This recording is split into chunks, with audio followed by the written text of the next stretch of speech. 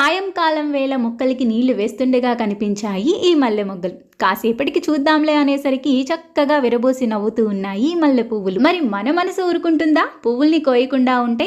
అందుకని చకాచకామని పువ్వుల్ని కోసేసి అరచేతిలోకి తీసుకొని చూస్తే చాలా ముద్దుగా ఉన్నాయి, అంతే సువాసనగా ఉన్నాయి ఈ మల్లె పువ్వులు. మల్లె పువ్వులు కోసిన ఆ పక్కనే మొరం కూడా ఉంది కుండీ నిండా.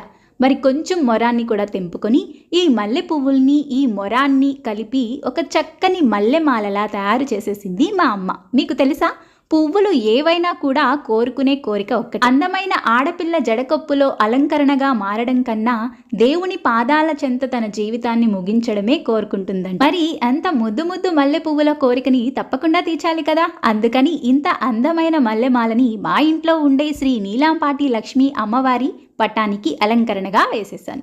ఇక ఈ వీడియో నచ్చిందా? నచ్చితే తప్పకుండా లైక్ చేయండి, షేర్ చేయండి, కామెంట్ చేయండి, మన ఛానల్ని సబ్స్క్రైబ్ చేసుకోండి.